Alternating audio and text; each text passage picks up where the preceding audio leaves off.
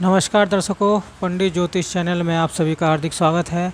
आज मैं आपको सावन सोमवार की वह कथा सुनाने जा रहा हूँ जिससे पूरी करती है हर मनोकामना।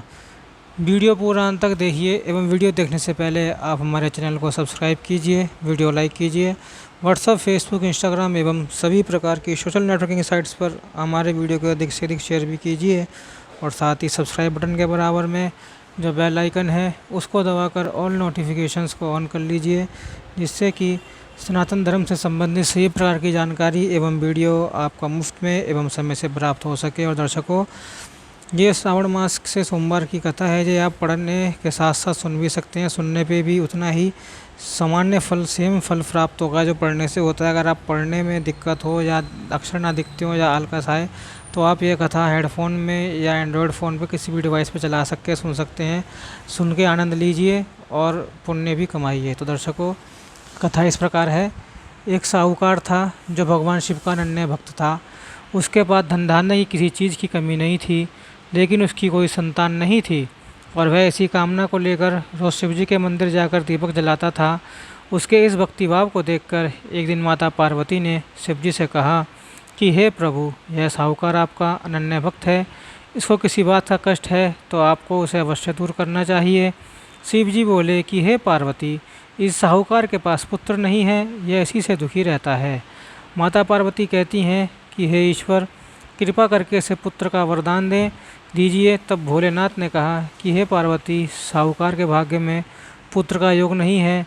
ऐसे में अगर इसे पुत्र प्राप्ति का वरदान मिल भी गया तो वह केवल 12 वर्ष की आयु तक ही जीवित रहेगा।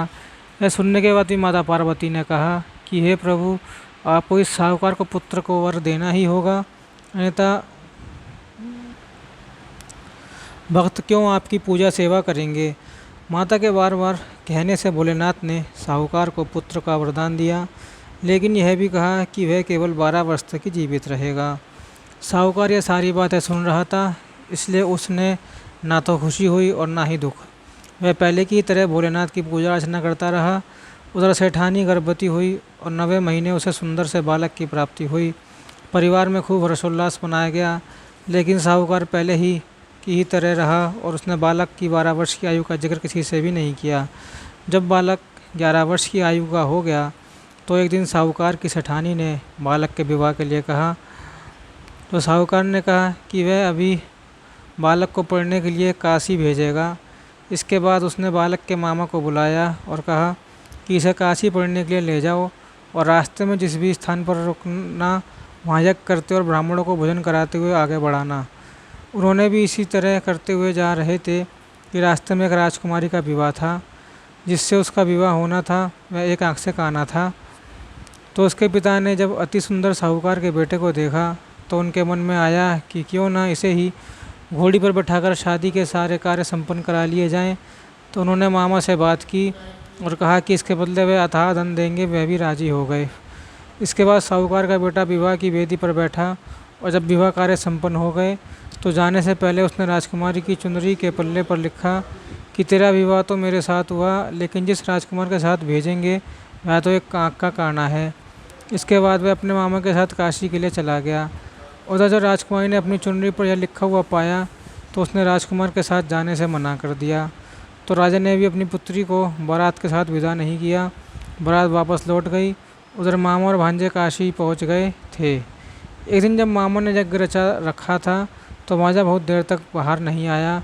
तो मामा ने अंदर जाकर देखा तो भांजे के प्राण निकल चुके थे। वे बहुत परेशान हुए, लेकिन सोचा कि भी रोना पीटना मचाया तो ब्राह्मण चले जाएंगे और यज्ञ का कार्य अधूरा रह जाएगा। जब यज्ञ संपन्न हुआ तो मामा ने रोना पीटना शुरू किया। उसी समय शिव पार्वती उधर से जा रहे थे। तो माता पार्वती ने शिव जी से पूछा, हे प्रभु, ये कौन रो रहा है। तभी उन्होंने पता चलता है कि यह तो भोलेनाथ के आशीर्वाद से जन्मा साहूकार का पुत्र है।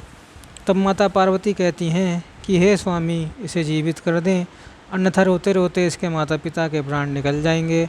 तब भोलेनाथ ने कहा कि हे पार्वती, इसकी आयु इतनी ही थी सो वह भूख चुका, लेकिन माँ के बार बार आग्रह करने पर भोलेनाथ ने उसे जीवित कर दिया।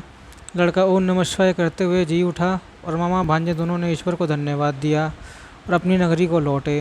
रास्ते में वही नगर पड़ा और राजकुमारी ने उन्हें पहचान लिया। तो राजा ने राजकुमारी को साहूकार के बेटे के साथ बहुत सारे धन धान्य के साथ विदा किया। उधर साहूकार और उसकी पत्नी छत पर बैठे थे। उन्होंने यह प्रण कर रखा था कि यदि उनका पुत्र सकुशल न लौटा तो वह छत से कूदकर अपने प्राण त्याग देंगे। तभी लड़के के मामा ने आकर साहूकार के बेटे और बहू के आने का समाचार सुनाया, लेकिन वे नहीं माने तो मामा ने शपथपूर्वक कहा। तब तो दोनों को विश्वास हो गया और दोनों ने अपने बेटे बहू का स्वागत किया। उसी रात साहूकार को स्वप्न में शिवजी ने दर्शन दिया और कहा कि तुम्हारे पूजन से मैं प्रसन्न हुआ। इसी प्रकार जो भी व्यक्ति इस कथा को पढ़ेगा या सुनेगा उसके समस्त दुख दूर हो जाएंगे और मनोवांछित सभी कामनाओं की पूर्ति होगी। दर्शकों, कथा समाप्त हुई। बोलो ओम नमः शिवाय।